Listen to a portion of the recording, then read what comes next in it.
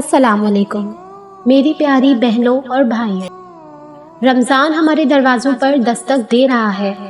Normally اگر ہمارے گھر میں کوئی مہمان آتا ہے تو ہم کیا کرتے ہیں؟ گھر صاف نہیں ہوتا تو ہم اس کی صفائی کرتے ہیں۔ گھر میں پہلے ایک صفائی کا سسٹم شروع ہوتا ہے۔ مہمان کی تکریم نوازی کے لیے ہم مینیو فائنل کرتے ہیں کہ کیا بنانا ہے، کیا کرنا ہے۔ پر یہ جو مہمان آ رہا ہے یہ تو بہت نرالا ہے۔ کوئی ایسا ویسا مہمان نہیں ہے، بلکہ اللہ کی طرف سے ہمارے لیے مہمان ہے جو پورے 1 سال بعد آ رہا ہے۔ ایک تو وہ مہمان ہوتا ہے جو بار بار آتا ہے، جس سے ہم اکثر تنگ آ جایا کرتے ہیں۔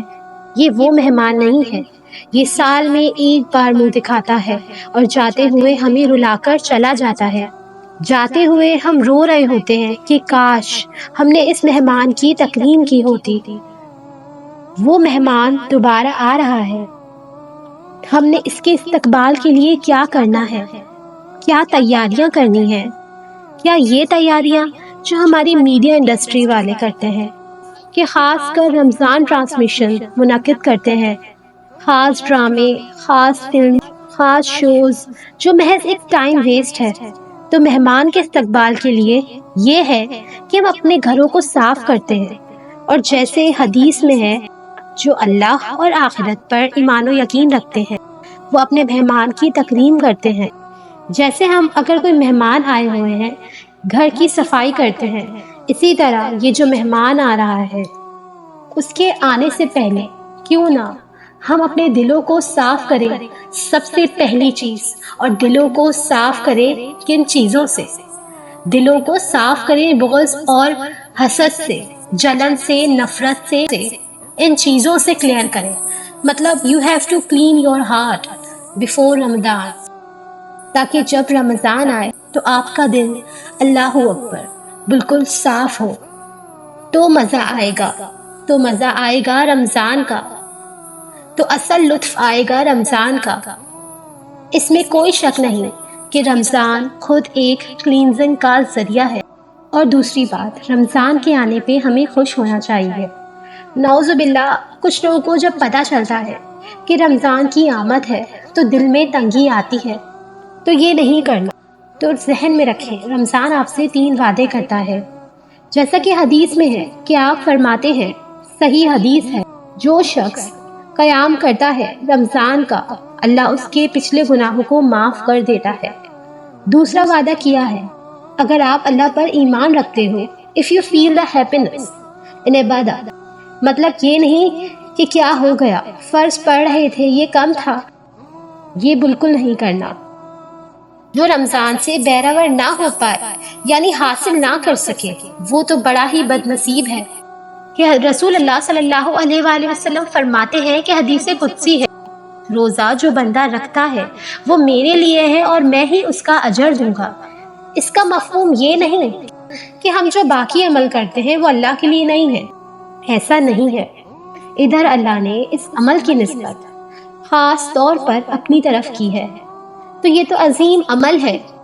تبھی تو روزے میں ریاکاری کا شائبہ نہیں ہوتا، کیونکہ ایک بندہ اکیلے میں تو پانی پی سکتا ہے کہ کون دیکھ رہا ہے۔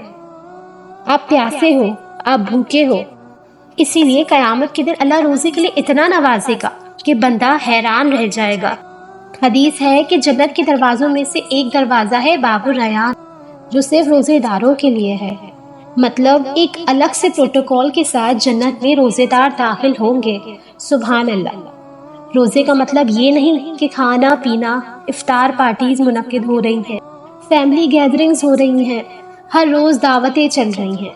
ایسا نہیں کرنا، بالکل بھی ایسا نہیں ہونا چاہیے۔ اس لیے ہمیں چاہیے کہ ہم رمضان میں جتنا ہو سکے اللہ کی عبادت کریں، راتوں میں قیام کریں، تاکہ رمضان کا صحیح فائدہ اٹھا سکیں اور اپنی بخشش کروا سکیں۔ رمضان میں اعتکاف کیوں ہوتا ہے؟ کیونکہ ہمیں لوگوں سے بالکل قطع تعلق ہو کے اللہ سے رابطہ جوڑنا ہوتا ہے۔ ادھر اللہ آپ کو اپنی طرف بلا رہا ہے اپنی مغفرت کے لیے۔ خدا را رمضان کی بے حرمتی نہ کرے۔ رمضان صرف روزے کے لیے نہیں ہے، بلکہ رمضان تو قرآن کا مہینہ ہے، وہ مہینہ جس میں قرآن نازل ہوا۔ یاد رکھیں کہ روزہ صرف بھوکے اور پیاسے رہنے کا نام نہیں، بلکہ روزہ ہماری عبادتوں کا نام ہے۔ لہٰذا قرآن کو سیکھیں، رمضان میں زیادہ تر قرآن سیکھیں، قرآن سمجھیں اور اللہ تعالیٰ کی عبادت کریں، اللہ کی عبادت میں دل لگائیں۔ ایک حدیث ہے کہ جبرائیل علیہ السلام نے دعا کی اور حضرت محمد صلی اللہ علیہ وسلم نے آمین کہا۔ اس میں سے ایک دعا یہ تھی کہ اس بندے کی ناک خاک آلود ہو جائے جو رمضان آیا پھر بھی اپنی بخشش نہ کروا پایا۔ بس تھوڑی سی محنت اور اللہ تمہیں رحمتوں سے نواز دے گا۔ اس گولڈن اپورچونٹی کو اویل کریں، ضائع نہ کریں۔ رمضان صرف بھوکے اور پیاسے رہنے کا نام نہیں ہے۔ جو میں نے آپ کو باتیں بتائی، امید کرتی ہوں آپ ان پر عمل کرنے کی کوشش کریں گے۔ اللہ تعالیٰ آپ کو رمضان میں خوب عبادت کرنے، اپنے دلوں کردار کو صاف کرنے اور اپنی مغفرت کرنے کی توفیق عطا فرمائے، آمین۔ ویڈیو پسند آئی ہو تو چینل کو سبسکرائب ضرور کیجیے گا۔ اللہ حافظ۔